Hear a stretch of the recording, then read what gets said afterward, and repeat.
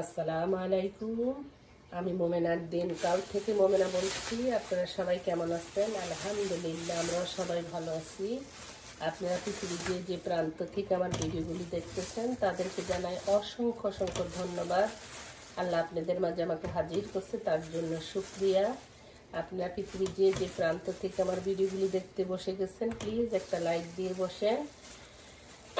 আমার নতুন পুরাতন সব বন্ধুদেরকে জানাই অনেক অনেক শুভেচ্ছা, ভালোবাসা। এই দেখেন, সাত সকালবেলা উঠা দেখি কত মানুষ তরকারি দিয়া গেল। একজনে দিয়া গেছে তরকারি করল্লা কতগুলি, আবার আরেকজনও দিয়া গেছে করল্লা।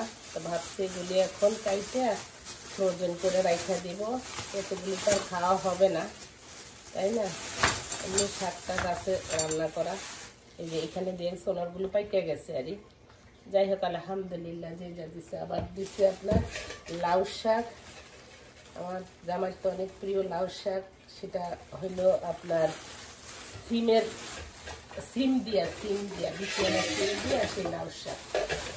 এখন বিচিওয়ালা সিম তো এখনো কারো হয় নাই এই বছর। যাই হোক, শাকগুলো কাইটা হালকা ভাপ দিয়ে রাইখা দিব। এই দেখেন কত কিছু এখন এগুলি, এই প্রজেক্টগুলো নিয়ে বসছি। যদি বাজারে যাই গিয়ে এগুলি সেলও করতে পারবো, কি কর দেখতে ভালো লাগে, সেই জন্য আপনাদের মাঝে শেয়ার করলাম। কারণ তাজা জিনিস দেখতে, এগুলি দেখতে কি আপুরা বলেন আপনাদের ভালো লাগতেছে না?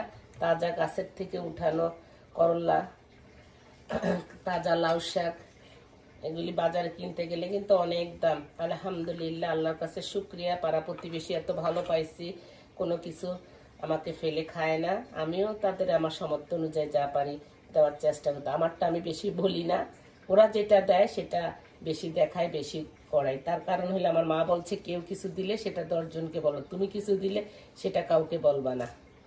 যাই হোক, আমি এগুলি কাটি, তারপর আপনাদের সাথে আবার আসতেছি। এখানে ইলিশ মাছ দিয়ে বেগুন দিয়ে রান্না করব। আমি কিভাবে রান্না করি সেটাই আপনাদের মাঝে একটু শেয়ার করি। এখানে আমি একটু পেঁয়াজ শাক বানাইছিলাম ওই দিন। বিসমিল্লাহির রাখতে শাক বাটাটা আমি দিয়ে দিতেছি। শাক বাটার ভিতরে পেঁয়াজ বাটা ছিল, জিরা ছিল, আর আপনার তেজপাতা ছিল।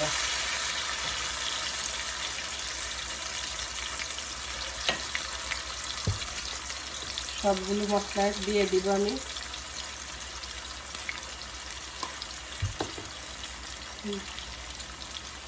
একটু জিরা গুঁড়া দিব, জিরা ধনিয়া এটা একসাথে আমি রাখি আর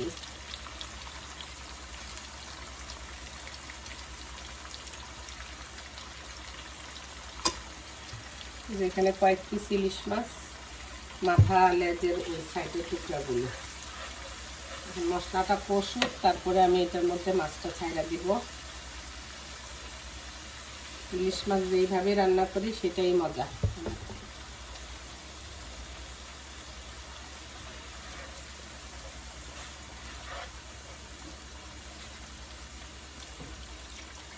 পানি দিয়ে দিয়ে মশলাটা কষুক, তারপর মাছ দেব না।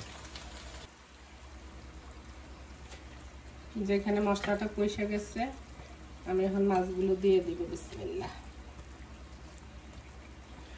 ইলিশ মাছ কষায় রান্না করলে বেশি মজা লাগে, আর ভাজি তো সেটা আর আলাদা টেস্ট।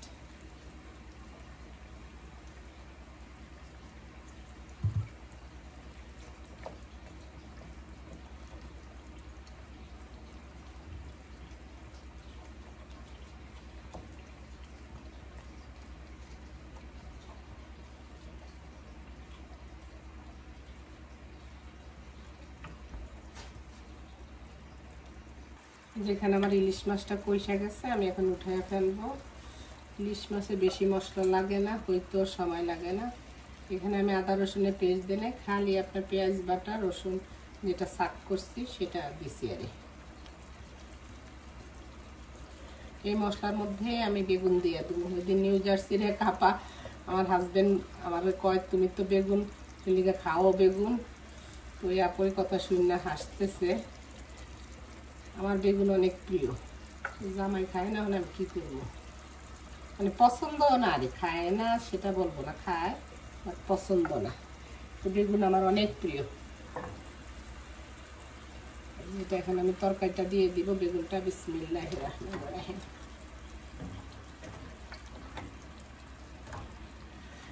গাছের বেগুন, গাছের কাঁচা টমেটো, আলু, এমনি তো তরকারি স্বাদ আরো হওয়ার কথা।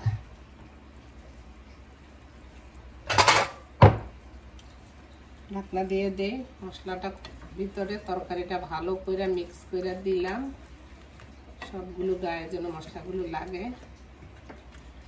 তারপরে ঝোলের পানি দিব, বা এটাই করে করবো। চলেন দেখি আমার বেগুনের কি অবস্থা। বেগুনটা কইসা গেছে আলহামদুলিল্লাহ। এখন আমি পর্যায়ে আমার মাছগুলো দিয়ে দিব এটার উপরে।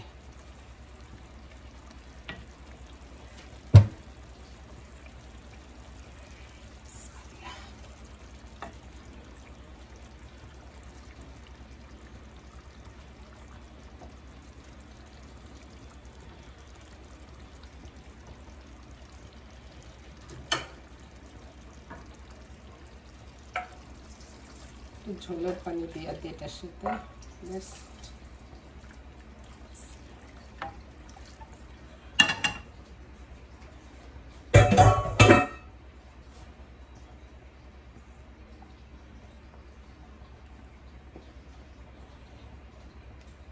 লবণটা দেখে নিই, তারপর ঢাকা দিয়ে দিব।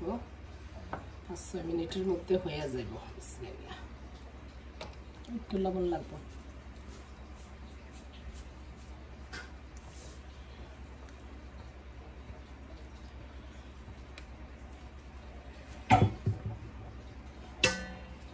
দিয়ে দিই। ইলিশ মাছটা হইতে হইতে আমি ভাবলাম যে একটু করলার ভর্তাটা বানায় ফেলি। এখানে কতগুলো শুকনো মরিচ, তারপরে বিলাতি ধনিয়া পাতা আর একটু পেঁয়াজ রসুন আমি ভাজা নিছিলাম তেলে।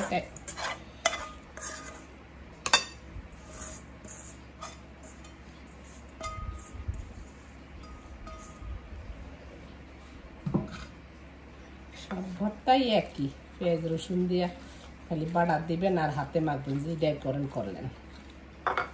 এখানে আমি একটু সরষের তেল দিয়ে দিব।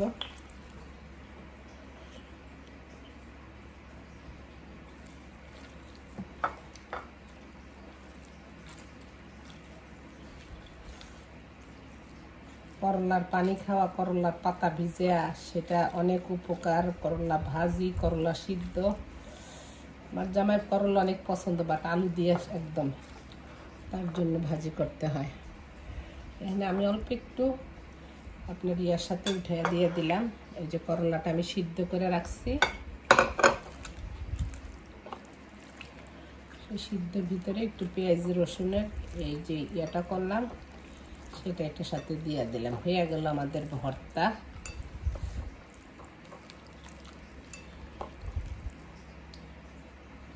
লবণ লাগবে, তিতা তো লাগতেছে, তিতা জিনিস তো তিতা লাগবে। আমার আব্বার প্রিয় করলা ভর্তা, বেগুন ভর্তা।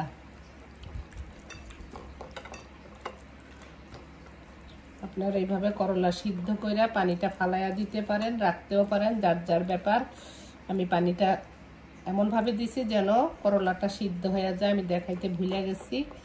এই যে পাকা করলা দিয়ে এইভাবে আপনারা ভর্তা বানিয়ে খাইবেন। রসুন পেঁয়াজ পাইলা দিতে পারেন, কাঁচা দিতে পারেন, আপ টু ইউর চয়েস। ইংলিশে কয়, আপনি বলে কত ইংলিশও শিখলাম আপুরা। দেখেন, যদি আমার ভিডিওগুলো ভালো লাগে আমার পাশে থাকেন, আমাকে সাপোর্ট করেন। চলেন দেখি আমার ইলিশ মাছের তরকারি কি খবর। লুক এট দিস মাই, আমার ইংলিশ মাছের তরকারি কালার মাশাআল্লাহ কত সুন্দর হয়েছে না? খাইতেও মাশাআল্লাহ দিলে অনেক ভালো হইবে আশা করি। আরে